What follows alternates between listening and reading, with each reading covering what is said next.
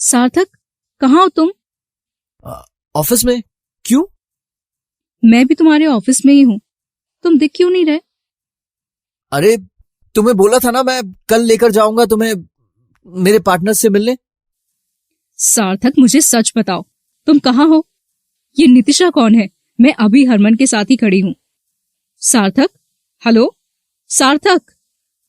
मेरा नाम प्रिया है और आज की कहानी में मैं आपको बताने वाली हूँ कि कैसे एक स्टार्टअप की शुरुआत ने मेरे जीवन की कई चीजें खत्म कर दी। 4 साल से सार्थक मेरा बॉयफ्रेंड था। हम दोनों सेम ही कंपनी में काम करते थे, पर फिर मैंने अपनी जॉब चेंज कर ली। शुरुआत में हम दोनों इतने बिजी रहते थे कि हमें समय ही नहीं मिलता था एक दूसरे के साथ। धीरे धीरे हमारा रिलेशनशिप कमजोर होता जा रहा था। अब उसमें वो बात नहीं रही थी जैसा कि ऑफिस टाइम पर था। हमें समझ नहीं आ रहा था कि क्या करें, जब एक दिन सार्थक ने रात को डिनर के बाद मुझे बोला, प्रिया, ये जॉब हमारा पूरा टाइम ले लेता है। पता नहीं कितने दिन हो गए तुम्हारे साथ शांति से बैठकर टीवी देखे हुए। मुझे पता है, मैं सेविंग ही कर रही हूँ। एक दिन हम हमारा बिजनेस खोलेंगे, चीजें हमारे हिसाब से चलेंगी। मैं उसी बारे में सोच रहा था। मेरे पास एक स्टार्टअप का आइडिया है। अगर हम हमारे सेविंग्स मर्ज कर लें तो हम अपनी खुद की कंपनी शुरू कर सकते हैं। वो एचआर वाला हरमन है ना, उसी का आइडिया है। अभी अच्छा मौका है।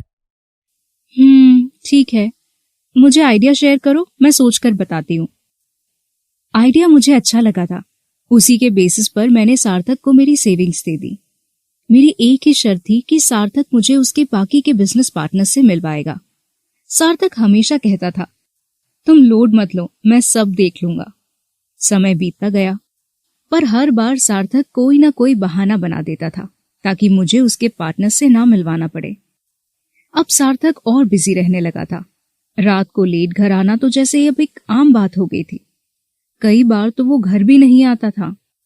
हम दोनों 3 साल से साथ में रह रहे थे, पर अब ऐसा लगने लगा था जैसे कि घर में मैं अकेली ही रहती हूँ। दोनों एक दूसरे को जानते ही ना हो। सार्थक से मेरी जहां बातचीत कम हो गई थी, वहीं दूसरी तरफ मेरी ऑफिस में नितिन से बातचीत बढ़ने लगी थी। नितिन का क्यूबिकल मेरे जस्ट ऑपोजिट था और हम दिन भर बात करते थे। मुझे नितिन पसंद आने लगा था और नितिन को मैं। सार्थक का कोई शेड्यूल नहीं था, तो मैं खुद को बिजी रखने के लिए काम के बाद भी रात रात तक पार्टी करने लग गई। एक ऐसी ही पार्टी में नितिन ने मुझे बाहर गार्डन में बुलाया। प्रिया यार, मुझे तुमसे कुछ कहना है। मुझे पता है जो भी कहना है, लेकिन मेरा बॉयफ्रेंड है। मुझे पसंद हो तुम, बट यू नो। नहीं, आई डोंट। अगर तुम्हें मैं पसंद हूं तो दिक्कत कहाँ है? तुम वैसे ही अपने बॉयफ्रेंड से ज्यादा मेरे साथ रहती हो, तो ठीक से ही रह लो। मैं बहुत कंफ्यूज्ड हूँ नितिन, मुझे थोड़ा समय दो। मुझे मेरी फीलिंग्स सॉर्ट करने की जरूरत है। ठीक है। वैसे इसके अलावा ये भी बताना था कि कुछ ही दिन में मैं अमेरिका के लिए चला जाऊंगा। मेरा प्रमोशन हो गया है और जाने से पहले अगर तुम सोचकर मुझे बता दो तो अच्छा होगा।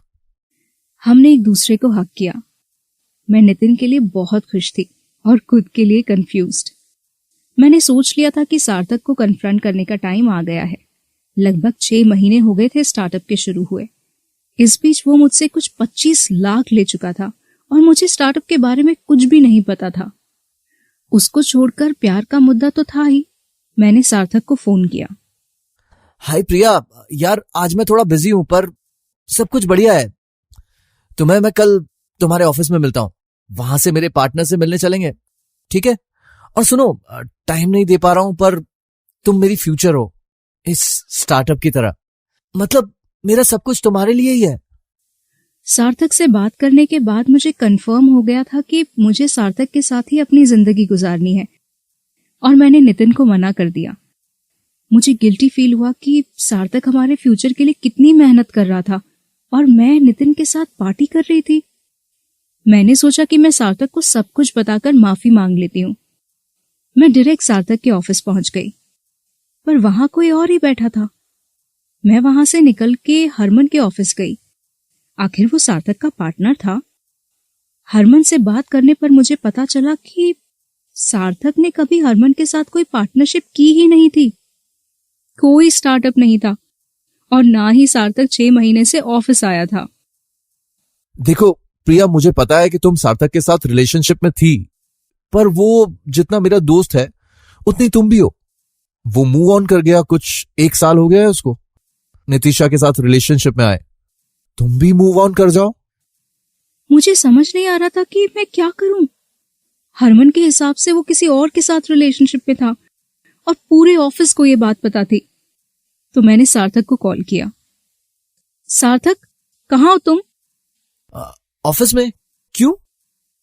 मैं भी तुम्हारे ऑफिस में ही हूं। तुम दिख क्यों नहीं रहे?